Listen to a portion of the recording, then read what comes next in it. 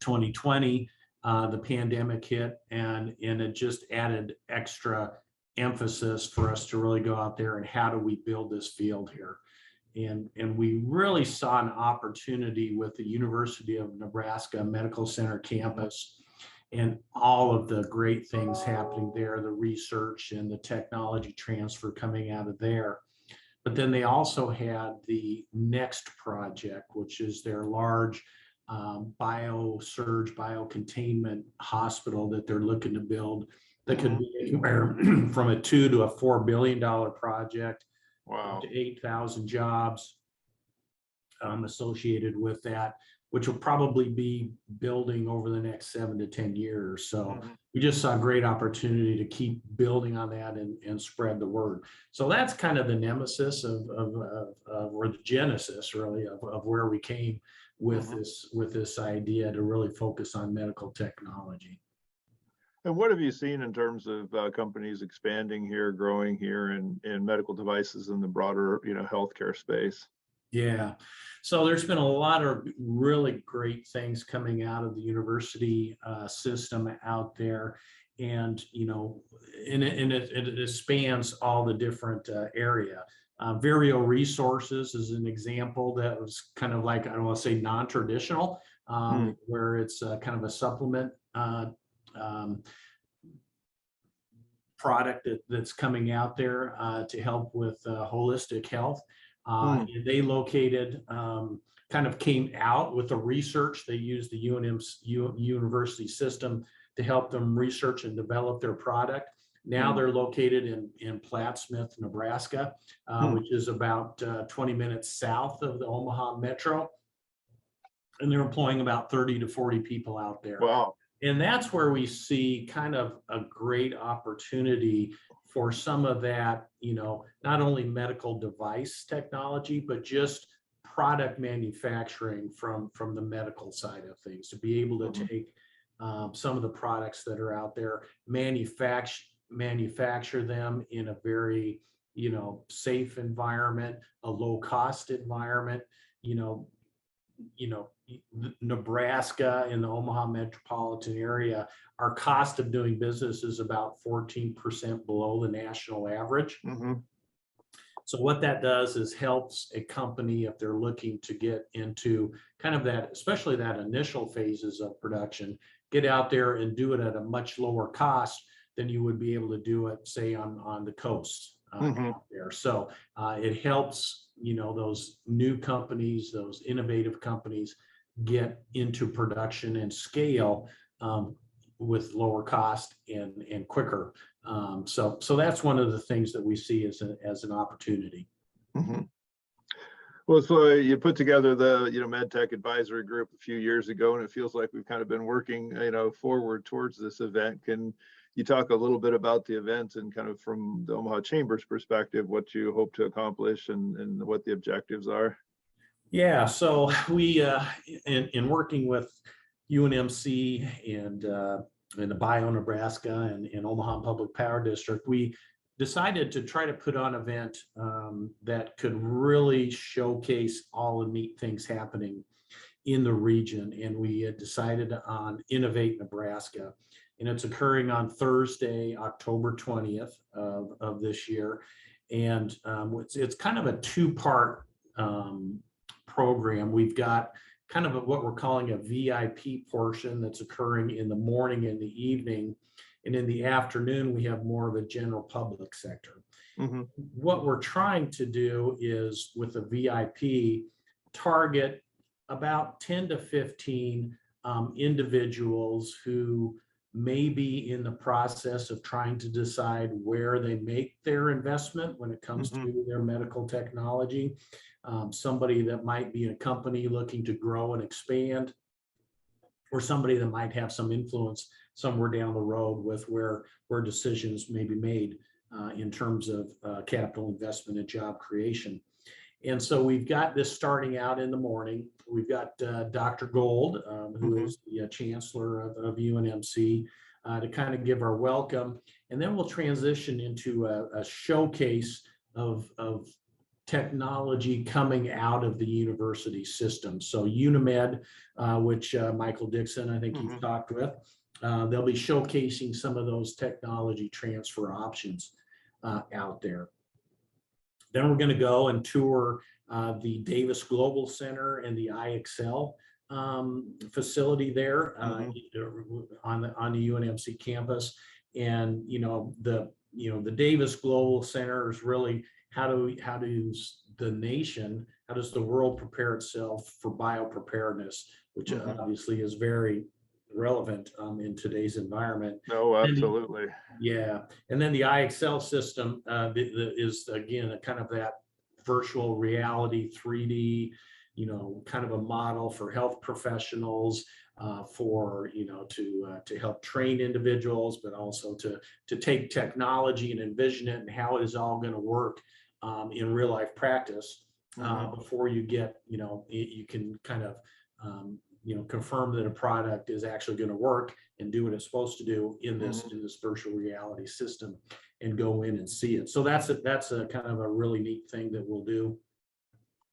Then we'll open it up in the afternoon. And then Dr. James Linder, who's the founder of Linseed Capital, he's also the CEO of Innovation Nebraska, is going to give a keynote speech on innovation in Nebraska and what he sees, right? He's out there on the cutting edge and working with these people on a daily basis and helping to fund some of those projects. So that'll be nice. And then we'll move into a couple panels in the afternoon. We're really focusing on some examples of companies that have innovated in Nebraska and grown and expand. So we've got Evan Luxon, who's with Centis. We've got Tyler Martin, who's with Aeolian Biotech, and then Shane Fairder, who's the CEO and founder of Virtual Incision. And then, of course, we have yours truly, Kirk Zeller, speaking as well, talking about progressive neuro and all the great things that you're doing. So, and then we'll talk, and then the next panel is going to kind of talk about some of the resources available. So we'll have a couple capital companies. We'll have the state of Nebraska there to talk about some of the funding they have out there. So kind of a twofold. Here's an example of stuff that's happened already. And now here's how you access some of those same resources that these companies have accessed so you can grow. Fantastic. Yeah. And that'll transition then into the Bio Nebraska meeting where the Governor's Bioscience Award will be given.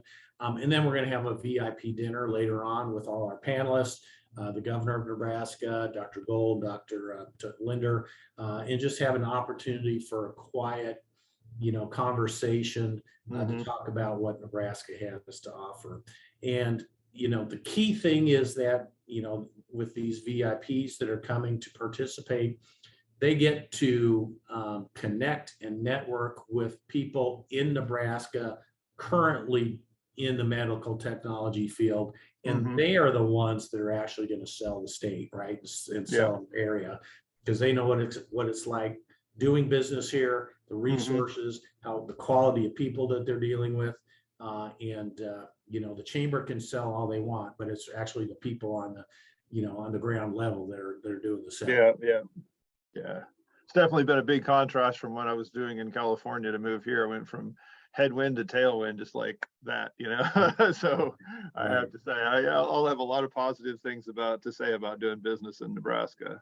Yeah. And one of the great things about Nebraska, right? We are a small state, but that allows you the opportunity to connect with people that you wouldn't have that opportunity to do in California because absolutely not. If you want to connect with the governor here, you can do it. If you need to work with the regulatory agencies, you can call and pick up the director of that agency and get them on the phone and get a meeting set up in a short amount of time. So it's just a much simpler way to do business here. Yeah, no, simpler is a good way to put it. There's minimal bureaucracy. Things move pretty quickly. Yeah. So I definitely love it. I'm glad we did it. Yeah. Yeah. And so, the targeted advisory group that we've got has done a fantastic job in helping us put this together. We could not have done it without them. We're hoping for about 120 people at the event. and we'll determine how that moves forward. But our TAG members have taken and run with a couple projects themselves. And so we've talked about, what do we need to help the ecosystem here, how to make it grow, for people to make it easier for them to do business in this sector here. And we've had a couple people take some projects and run with them, and those things are just going like crazy. And we hope to have be able to do some announcements here within a couple months here. But yeah, sometimes it takes time to get to that point where people can talk about things. So I think we both know one project that is kind of huge for the state potentially, and we can't really talk a lot about it quite yet. But I'm looking forward to the day when it can be announced. So. Yeah, but that's just kind of the example of how people in Nebraska really get behind things and just say, I'm going to take this and I'm going to run with it and go. So that's the attitude that people have. And when we work with businesses that are coming, in all sectors, looking at coming into Nebraska, one of the things that they always comment on is that the people here are so real. They're so down to earth. It's not a plastic city. We're not trying to put on a front. We are who we are, and we're proud of it. Yeah. And that's what they like about Nebraska. For people that have never been here before, if we can get them here and show them the state, get them to interact with the people, our chances of getting them here to locate, just triple. They're just so impressed with Nebraska. Well, over my other shoulder here, you can see Tony Goyen's book. I mean, he's a perfect example of somebody that came to Nebraska, fell in love with it, and it's almost like I'm talking to him because he often talks about how real it is, how accessible people are. You can reach out to the CEO of some of the biggest companies in Nebraska, and they will make time to have coffee with you and share their expertise. And so I definitely think that's the huge difference from, between here and a lot of other places I've lived and done business. Right. Yeah. And, so we're trying to get out the word that, there are so many neat things happening in the medical technology field here in Nebraska. And we're just trying to get out there and spread the word. So, I think that, people don't think about us, think about Nebraska when medical technology comes up, but there are so many neat things happening here. Yeah, and I think all the momentum with UNMC is definitely bringing a spotlight, particularly during COVID. It seemed like it was almost daily that UNMC at one point during COVID was mentioned in the media, and that's certainly brought a lot of attention, I think, to Nebraska that we weren't getting before. And I think there's a higher recognition that it's a healthcare state. Right. And a lot of the foreign companies, that are looking to make an entry into the United States, and you're well aware of this, Kirk. Yep. It's a great central part of the United States, and so they're able to access all parts of the United States through a facility here, and again, it's a very welcoming community, and so again, they can start small and grow big. Yeah,